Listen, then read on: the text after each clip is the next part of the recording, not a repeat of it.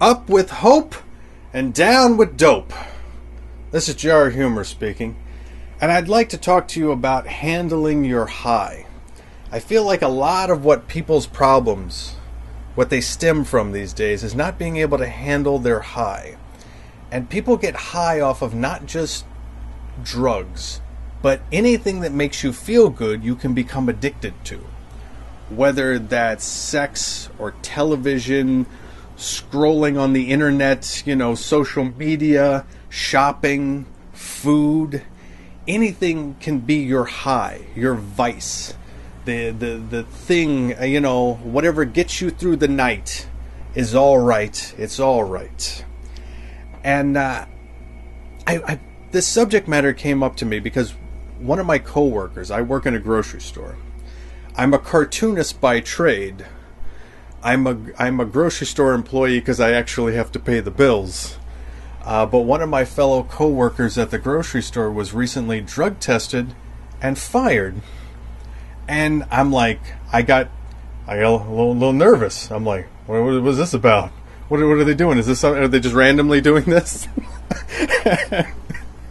And they're like, no, they were messing up so bad. They were coming in like in a haze and like just like everything, and it wasn't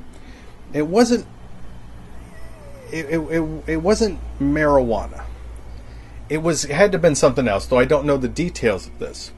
But evidently this coworker, they had been going through some personal problems. And I had heard rumors that they had gotten like DUIs and they lost their license, and things were just they were just a hot mess, as one of my other employees put it. And I was concerned about this person. I didn't really know them that well, but evidently they're going through a divorce, and you fall back on your coping mechanisms. And for this particular person, whatever the drug was, they were doing way too much of it, and then showing up to work on whatever it was. So, but I was having a discussion with my coworkers about this, because it's a shame. It's a shame that when people don't see their own behavior. I'm oftentimes trying to self-correct my own behavior. I have many vices. The biggest one that I have is actually an addiction to, how should I put this? Adult entertainment and the activity that a person sort of does while enjoying and viewing adult entertainment. That's my biggest vice.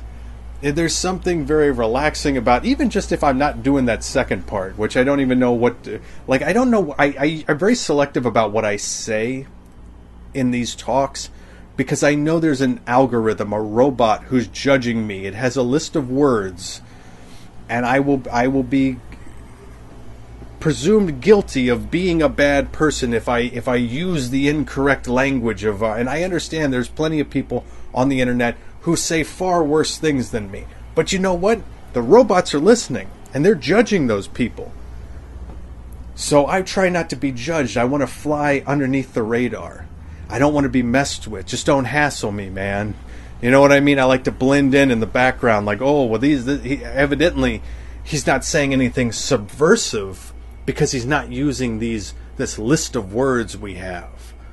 So that's what I do. I'm trying to sneak by the robots. I'm tiptoeing past them and not using certain language. So let's just say I give myself a very selective massage while viewing certain entertainment, and I never pay for it. Don't accuse me of being some simp now. No, don't get me wrong. I have been, in a sense, but I don't pay. I'm not paying for this. Are you kidding me? Do you know how much of it for free there is on the internet? Who's paying for this? I always wondered who are those people? Who are these people that are paying to look at these things? Like, it's free. Sometimes you find it when you're looking for other things. You're not even looking for it. It's like, why did this come up in the search? I should have some filter on or something. So that's one of my biggest vices, is that it's something that ever since I was probably 13 years old, like even prior to that, like I remember finding my grandfather's collection of Jugs magazine. And then when I was probably like 13, 14 years old, like my folks bought me like a Playboy. They bought me a Playboy and a BB gun. They're like you're gonna be a man. Like the manliest stuff. Like I'm surprised that like toy cars or like a little like a tool, like a toolbox or something like that. A football would have gone with that, but yeah, no. A BB gun and a Playboy. I think that was my 13th birthday, something like that. So it's something I enjoy, but I am very aware because I've read all the research about how it can drain your essence, your chi energy. I'm certainly overworking my root chakra, and I understand that. The one thing I've never been too addicted to is food. And I know people who have been. I remember eating my lunch in the parking lot where I work, and this big dude is walking. He sees. He's like, "Hey man, what do you got there? Burritos?" And I go, "Yeah." And he gives me a thumbs up. He's like, "All right." I'm like, that guy cares about food. Like that's his vice. That's his thing. Like he was excited that I was eating food. All right, which is very similar to my addiction, because I'm excited to watch other people do the thing I wish I was doing. So I worry about people with their highs. Whenever I see someone not handling their thing, I got a guy that comes into where I work. He's drunk a lot, and it's kind of sad to see him like that. And he told me this story, though, which is, it's an ironic story, because he says he went to therapy one time. He says a therapist prescribed Xanax for him. He's like, he goes, I was taking these things and I was so anxious, but I felt like when I wasn't on them, I was even more anxious. And he goes, I go to have dinner with my parents and I'm anxious. Like, why am I anxious to have dinner with my parents? And I go, well, I'm pretty anxious when I have dinner with my parents when my family was still alive. I think family makes anyone anxious, but we have to cope with it. Take a couple deep breaths. Don't take a couple Xanax. That's not the solution. And he knew he had to stop with the Xanax when he took a road trip and he had forgot them. And he flipped out. He's like, what am I going to do? What am I going to do? So he said when he got home from that trip, because he kind of had to detox from them. Luckily, he wasn't so far that it was too bad. But he said when he got home, he flushed the rest of them down the toilet. He was done. He's, of course, saying the story to me while drunk. That's the ironic part about this. And I feel very sad about that. He's in public drunk. Sometimes he shows up. He's a beach bum. He's a guy who's worked his entire life. He's of retirement age. He likes going to bars and hanging out and talking to the pretty girls and hitting on them. He's a guy that when him and I are talking, a woman will walk past. He goes, "Oh, here's that pretty girl I was telling you about," to a complete stranger. And I'm like, "Oh no, man, you're going to get me in trouble. I'm at work. I got a name tag on. You don't." So he's a trip, but at the same time, I worry about him. He came in with no shoes. I said, "Hey, man, where are your shoes?" He goes, "Oh, I was walking here and I lost them." I said, "Dude, go over next door. There's a place that has they sell hats and shirts, and they got shoes. We don't sell shoes. We sell groceries where I'm at." But I'm like, next door they sell shoes. Get you a pair of flip flops at least. So. But he doesn't handle his high. I think most people are trying to numb something. They don't want to deal with something in their life. Now, I'm very aware of it when it comes to certain things, especially food, because I'm not a foodie. I don't care about food, but I know when I get addicted to certain things. Salt and sugar, I think, is a very universal thing. For me, it's buying potato chips. I've been buying potato chips lately, and I hate myself. I'll eat an entire bag like it's nothing. I'll buy 2 bags, and I'm like, this will last me all weekend.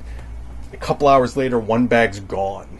And I'm opening the second bag, and I'm like, no, like, oh my, like, this is terrible.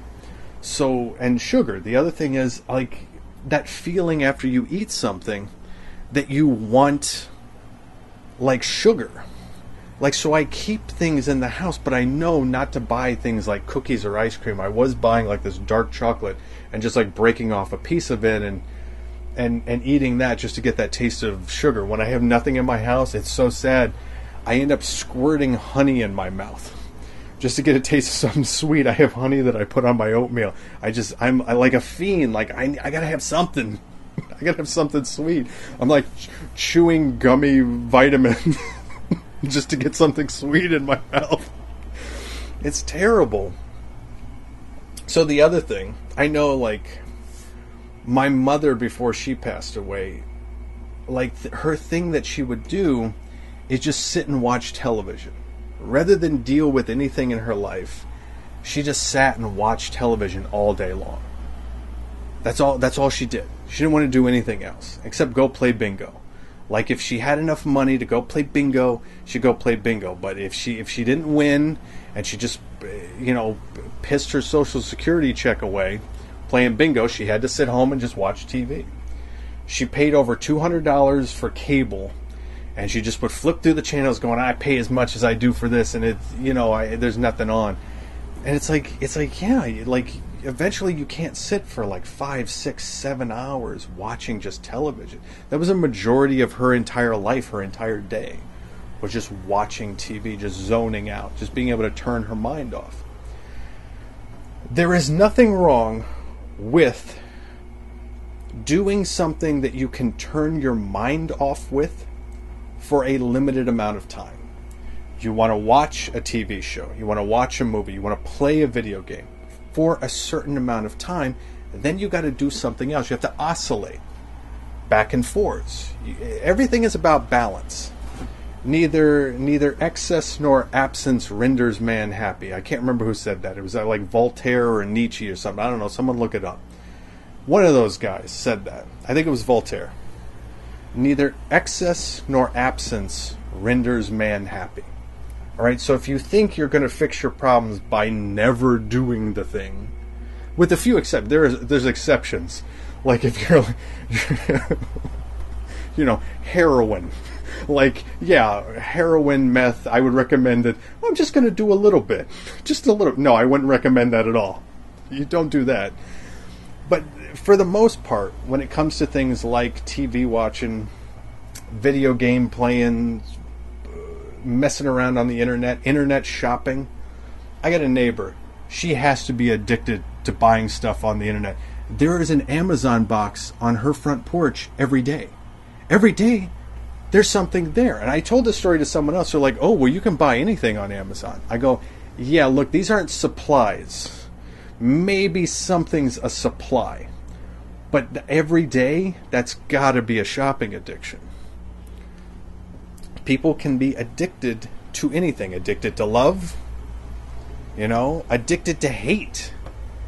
People can become addicted to complaining. People can complain too much. They can get themselves in such a... Here's the thing. I came from a family that were fault finders. My mother and my grandmother were both horrible at finding something to complain about. Just everything was horrible to them. Everything was awful. And I got tired of it years ago. I was looking out my window and I saw my neighbor getting mad, and he was putting stuff in the back of his truck. He was going somewhere. And he got so mad that he had the tailgate open on his truck. He had a beach chair, like a folding chair, and he just starts beating the back of his own truck with his chair because he's so mad about something. And when I saw him doing that, I saw something in myself. I had been there before. I had been that angry before. And I didn't want to do that anymore. So I started looking up, like, how can you be happier? How can you be less angry? I found this PDF online written by some woman that said it was called How to Be Happy. It had little smiley face, like, clip art in it. It was so corny and awful. But that's my first exposure to the law of attraction. And it was around that time, because I think this was around 2007, The Secret had come out around that exact same time. And so the more I started learning about the law of attraction, it's like, oh, you got to read The Secret. I'm like, all right. So I bought a copy of The Secret. I read that. I got the movie. Netflix at that time was still doing DVDs by the mail. I got The Secret from Netflix as a disc, and I burned a copy of it so I could watch it over and over again. And I watched it over and over again. And I'm like, wow, there's something to this. The more I started thinking better, the more I started being more aware of my thoughts, the better I was. And I feel like I have a more balanced perspective on various things in my life. There's still a great deal of fear and anxiety in me. There's still a lot of psychological barriers that I continue to tackle, but I feel like I'm more aware of them. I feel like I'm more optimistic about my problems. Because we all have problems, no matter how much of a Pollyanna you are. I don't know if you're aware of that story, but Pollyanna is about a little girl who's like orphaned, and she goes to live with this woman, and she has this game that she plays where she tries to see the best in everything, and honestly it sounds obnoxious. But that's what a Pollyanna is, someone who sees the best in everything. And you could become addicted to being an insufferable optimist. I hate hippies who tell me, no worries, man. No worries. No worries. You know what? Some worries. Some worries. I had a guy I was helping at the grocery store. He had a Bob Marley t-shirt on, right? He wouldn't get off his cell phone while he was asking me questions, and he was not, peace and love and harmony. He was anxious, weird, obnoxious, and demanding. He had this level of entitlement. I'm like, dude, you're wearing a Bob Marley t-shirt. Relax. like you're wearing flip-flops and a Bob Marley t-shirt. You don't look like how you're acting right now. You look like you should be wearing a business suit and shaking your fist at me. Oh, you rapscallion with your... Like, you seem like such a douchebag when you talk. And yet, Bob, no worries, man. Except when you don't have the thing I want. And now it's like, what the F, bro? What do you mean you don't have it? I mean, we don't have it. Like, the thing you want, we don't have. Please don't take that personally. We didn't know you were coming and said, you know what? Hide it from that guy. So entitlement is another one of those things that I see all the time. Because if you go back to like the 7 deadly sins, pride is like the big one. Pride is one of those things where you think your crap doesn't stink. And you try to strive for this level of perfection, and you have these ideas in your head. This guy had an idea in his head. I know exactly what I'm cooking for dinner tonight. And he goes to the grocery store, and we don't have one of the things he needs, one of the primary things he needs for his perfect, I had this plan. You know what? Everyone has plans. The plans get ruined. All right? What is that one? The best laid schemes of mice and men gang off iglay. I don't know. The second part is like in some other language. It's the best laid plans, man. All right? They don't work out. Who is that, by the way? Is that I don't want to say like William Blake or F. Scott Fitzgerald or one of the. Once again, I'm not good at this. I'm not good at remembering which one of these guys said it. All I remember is someone said it and I like it. That's what I know. The best laid scheme of mice and men, right? The best laid schemes. You got to improvise. You've got to relax. You've got to go with the flow. And I don't know, like I'm worried about people not being able to control their high, their thing, their coping mechanism, the thing that gets them through the night, the things that make them feel a little bit better.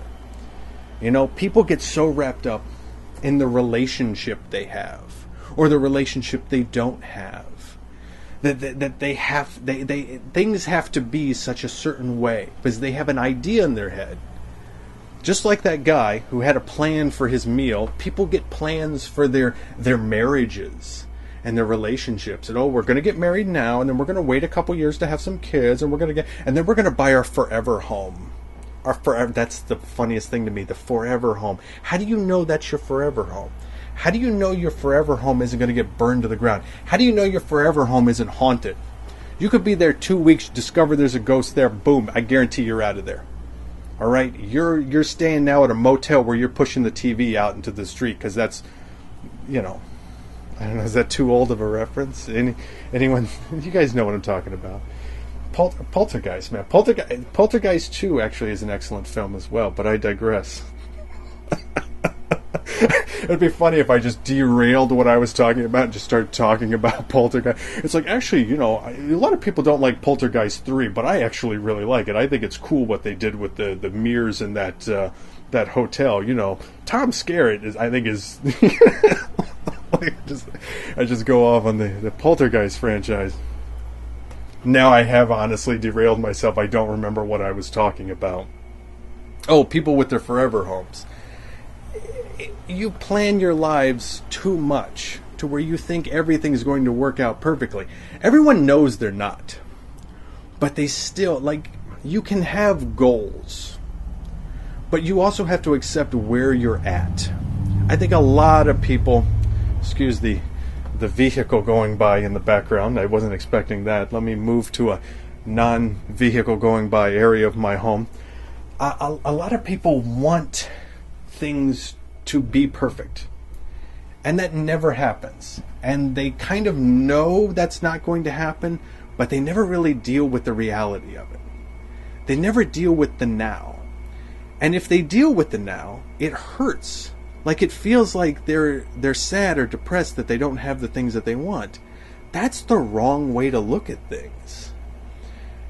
And that's where the law of attraction comes in. A lot of people who talk about the law of attraction talk about gratitude. Gratitude is a huge thing.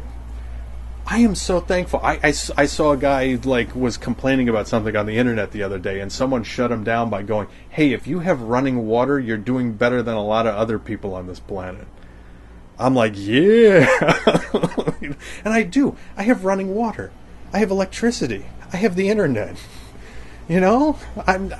What reason do I have to? I used to tell that to my family when they would start complaining about things. Oh, there's nothing on TV, huh? I'm so sorry.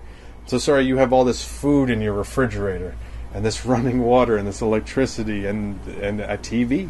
You have a TV. You're comfortable. You're there. I think in particular with relationships, we expect something from the other person, and when we don't get it, and I don't just mean romantic relationships. I mean friendships, the way people relate to family, even interactions with a stranger. I have an expectation from you, and you better meet my expectation. You see this all the time with people driving. I expect you to not cut me off. Well, that's not going to happen. That's going to, that happens sometimes, And my suggestion to people is, number one, become more aware first of your own thoughts about your life, your own self-talk, the way you're handling your own sort of life situation right now. Eckhart Tolle writes about your life situation in his book. What is it? The Power of Now. Where it's like your life's not messed up. This is a life situation. It's just a situation you're in. This is where you're at. You want something better. That's great. But accept where you're at. The Buddha said desire leads to suffering. That's true to a degree, but I always disliked that phrase because it was like, what? I don't try to achieve anything. But I think what that means is, especially, once again, going back to law of attraction, you accept where you're at, and then when you think about the things you want, when you visualize them, you see yourself as the possessor of that thing. You become that person. So there is no desire. There is no suffering that you don't have that thing, because if you're doing manifestation correctly, You should feel good about the things you want. I used to tell this girl that I worked with, she would get sad. She's like, oh my god, it was Valentine's Day and I was at the gym and there's all these happy couples. And she was mad about that. I said, you can't be mad when you see happy couples. You have to be happy for them. You have to feel like, oh, that's going to be me. Or even say, that is me. If you really want to get into the manifestation, the I am. I am this. Be careful what you confirm to yourself. What you affirm, excuse me. It's affirmation, it's confirmation. I saw a guy with a tattoo that said hard times. He had that on his body. You know what? He was riding a bike, smoking a cigarette, and he looked damn near homeless. He got hard times. He looked like life had put him through the ringer. And I feel like it's because he affirms that. Who would tattoo that on their body? I do not have a single tattoo. I am 42 years old. I never got tattoos for one simple reason. And that is because I know that anything I put on my body becomes a symbol that I take on. And I don't care if I think that symbol is positive or not. All right? The Nazis took the symbol of the four winds, which is a good luck charm in I think it's Chinese Buddhist culture, and turned it into a symbol of hate. Symbols are constantly changing. Things are constantly changing meaning for you. Don't ever attach yourself too much to anything. The world is transient. People come into our lives, they leave. This occurs. Our addictions change over the years. What we enjoy, it changes over the years. And the more aware we can become of where we seek pleasure, the more we can control and work with our own high. And I hope that you've gleaned some type of insight from this talk. I want to thank you very much for listening. And please approach anything that gives you pleasure with a certain sense of balance. This is Jar Humor. You can find me anywhere on the internet at Jar Humor or jarhumor.com. This is the Cartoonist. Now I guess turn some type of internet speaker person. This is Jar Humor signing off.